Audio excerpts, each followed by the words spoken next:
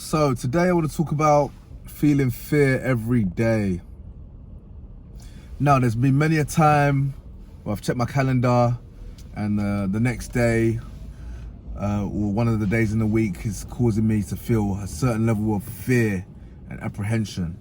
Maybe you're teaching your first class, or maybe you're teaching a primetime class or a class you haven't done in a while. Maybe you're doing a big assessment, with a big lead, or you've got a number booked in one day, or maybe you've got a new client on board who you want to impress, or maybe you just got a crazy busy schedule. These things might give you a certain level of anxiety. You start thinking of what happens if you mess up the class, what happens if you don't make the sale, or it's a nightmare or a disaster, or what happens if you find it your client maybe you don't get with your client, or they have a terrible time, or just what happens if you just have a really bad day, what happens if no one turns up. These things can play on your mind, and you might have a certain feeling of apprehension, or maybe you had a really bad day today or yesterday, and you think it's gonna happen again. Like, you feel like no one's gonna sign up, no one's gonna turn up, people are gonna cancel, or you're just gonna have a really, really bad one.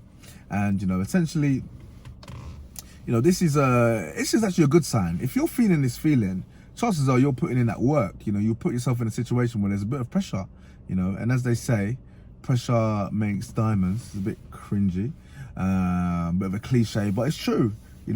Chances are if you put yourself under this pressure, you're gonna rise to it. And on the other side of this pressure is success. You do a class, 3 or 4 people want to do your assessment.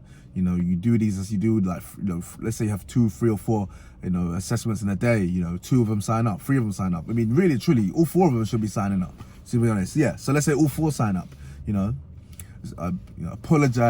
Apologies for saying only 2 sign up. All 4 sign up. That's the new standard this year. 100% success closing rate. But it's a good sign that you're moving in the right direction. You're putting the right actions in place at the right levels where things are now happening. And what's the opposite of having the fear? Complete comfort. Oh, I'm gonna see Mrs. Jones, I'm gonna see Sally, James, John again tomorrow. I'm gonna see Kevin. They're good guys. Yeah, we're just gonna go through the motions, have fun, catch up. How was your weekend? How was your week last week? Zero fear, comfort. And before you know it, you're gonna get lazy and you're gonna get complacent, and those clients are gonna leave. And because you're still in that mindset of complacency, lethargy, you're gonna feel like clients are gonna come to you. You're gonna get an inbound email, and before you know it, you've lost a bunch of your clients. You're not making no money. You start thinking about rent. Essentially, that's where, and now you have a new fear. Now you're scared that you're not going to pay rent. Now you're scared of, you're going to do it, where's the next client coming from? You're going to do an assessment, and now everything's riding on that one client or that one lead, because you've got yourself into that situation. So for me, fear is a good thing. I want to feel a bit tense every day. I want to wake up, feeling like, how's this going to go? I want to wake up.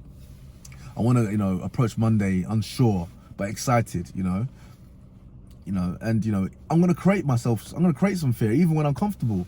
Do something. I don't know. Set a big goal. That's where you're gonna be. Have that tense edge on you. If you've made a certain amount of money this month, double that for next month. Set the target. Set yourself. Even now, even though I'm more comfortable than I have been. I'm thinking, I'm still scared that I'm gonna have to speak to you. At the end of, in April, start of April, telling you, imagine I might have a really bad March. I'm going to be embarrassed, I've only made this amount in March. I'm going to have to face that up and tell you, and that's where a bit of fear is coming from. I have big aims. I want to invest a certain amount. I want to make, over 100K this year. That'll be my first time ever doing that, and, I've got a bit of fear about that. I'm thinking, I'm getting older now. I'm going to be 30. I'm going to be 30 soon. I've got no property, anything like that. That's a bit of fear, I've only got one life, and I've got this constant pressure, and that's good. That's gonna make me hungry. It's gonna keep me sharp on edge. Like, if you ever played sport, you know how fear can be good. Like, I used to play football, I used to play rugby, and especially rugby, because it's more intense. If I was too relaxed, I'd have a bad game because I wouldn't be on it. Whereas times where I'd be nervous and tense, that's where I have the best games, because I'll just switch on. It's like lifting a big weight. Like, if you want to have a big session in the gym and you're just chilling and you're just relaxed and you listen to R&B and soft music and, you know what I'm saying, then, then chances are you're gonna have a bad session. Whereas me, I need to be pumped up. I need to be listening to some mad tunes, you know, some drills, some trap, some rap music, you know, lifting a weight that I think I'm not sure if it's gonna like crush me.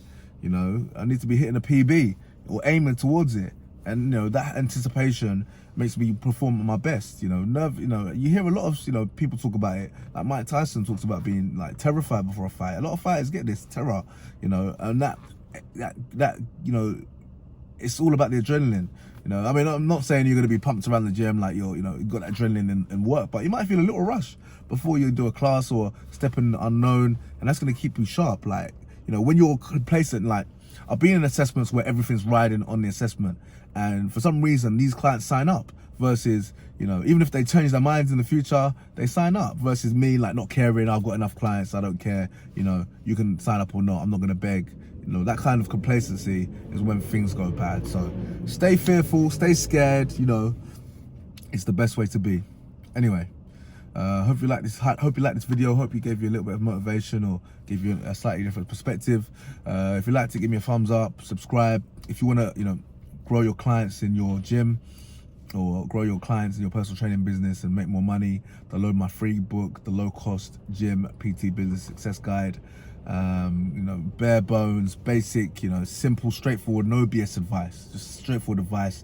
I even read it back, you know, I've wrote it about 2 years ago. I still read it back just to refresh my mind on what needs to be done when I feel like I'm slipping a little bit. So anyways, catch you on the next one. Have a blessed day.